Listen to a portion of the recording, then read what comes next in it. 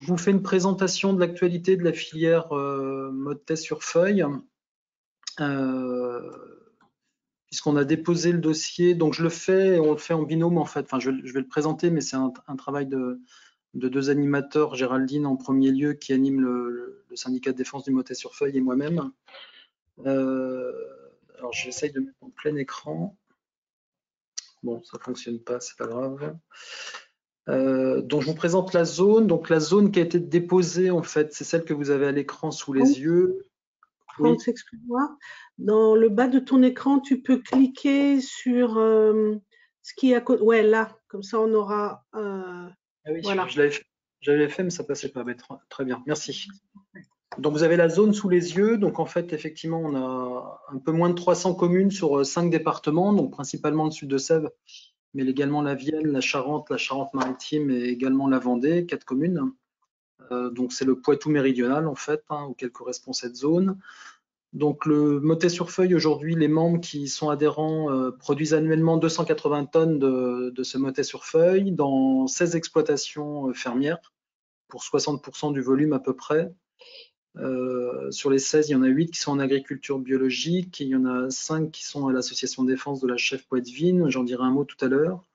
Il y a 2 laiteries, fromageries également qui sont présentes dans le syndicat de défense, ainsi que 3 artisans et un affineur. Là, je vous ai remis les producteurs, leur localisation, qui sont situés un peu sur l'ensemble de la zone de production du Motet sur feuille. Je vous ai remis un mot aussi sur la dénomination. En fait, les premiers écrits qu'on a retrouvés sur les fromages de la Motte ou Motet sur feuille, ça remonte à 1851. Donc, on a plusieurs expressions pour parler des fromages de la Motte Saint-Héret, de leur notoriété. Voilà, je vous en ai mis un certain nombre ici. Il y en a d'autres, mais c'est une question en soi. Le terme de Motet sur feuille, on voit que ces fromages-là ont une notoriété depuis très longtemps.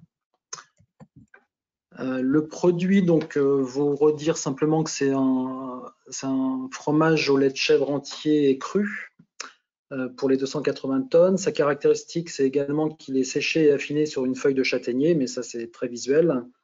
Et que la pose de cette feuille, en fait, doit se faire au plus tard à J2 après le démoulage.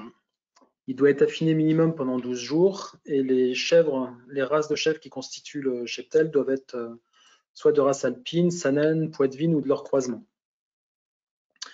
Alors, à propos de la chèvre poitevine, il y a un partenariat qui se fait entre l'association de la chèvre poitevine et le syndicat de défense du Motet-sur-Feuille. Je vous lis ce qui a été écrit dans le dépôt du cahier des charges. Donc, les fromages fermiers provenant de troupeaux dont le coefficient d'appartenance à la race poitevine est d'au moins 95% peuvent être commercialisés avec la mention au lait de chèvre poitevine. Aucun animal ayant moins de 75% de chèvre poitevin n'est accepté dans ces exploitations. Ce qui veut dire que dans l'idée, quand on aura un Motet sur feuille, quand on l'espère, il y aura l'appellation d'origine qui sera obtenue, on pourra avoir également sur certains de ces fromages-là la mention au lait de chèvre poitevine, telle que définie ici, ce qui permettra d'identifier ces motets pour ceux qui seront produits avec du lait de chèvre de poitevine. Sur le cahier des charges concernant l'alimentation, donc il y a plusieurs critères.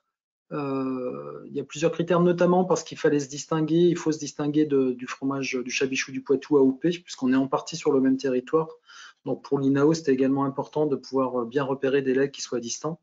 Donc principalement, ce sont le fait que 80% de la ration annuelle des chèvres et 100% des fourrages doivent provenir de l'aire géographique. Donc c'est l'aire géographique, pas spécifiquement de l'exploitation.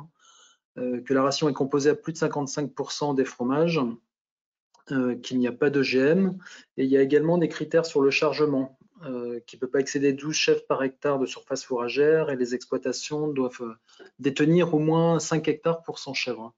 Les membres du syndicat ne voulaient pas qu'il y ait d'exploitation qui soit hors sol en fait. Donc l'ensilage est interdit également, et ensuite il y a d'autres critères également sur la part des concentrés, le type de légumineuses et de fourragères qu'il y a dans la ration. Sur la sortie des animaux et la question du bien-être animal, en échangeant avec l'INAO, il y a également eu cette volonté de montrer la sortie des animaux, donc soit au pâturage, soit sur des aires d'exercice. Et le critère qui pour l'instant est inscrit dans le cahier des charges, c'est le fait que les chèvres doivent avoir accès au pâturage ou à une aire extérieure au minimum 120 jours par an.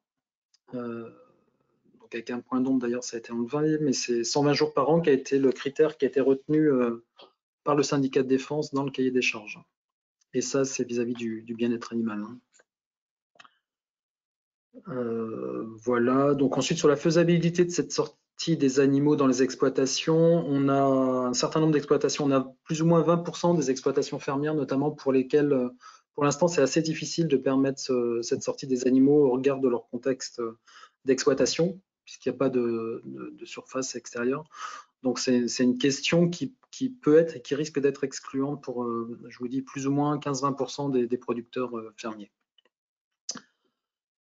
Pour ce qui est du calendrier, donc là, le dépôt du dossier a été fait à l'INAO le 30 septembre. L'instruction par l'INAO doit se faire là jusqu'à aujourd'hui, on va dire, avec une réponse d'examen qui doit se faire en fin d'année, donc d'ici décembre. Donc on espère pouvoir avoir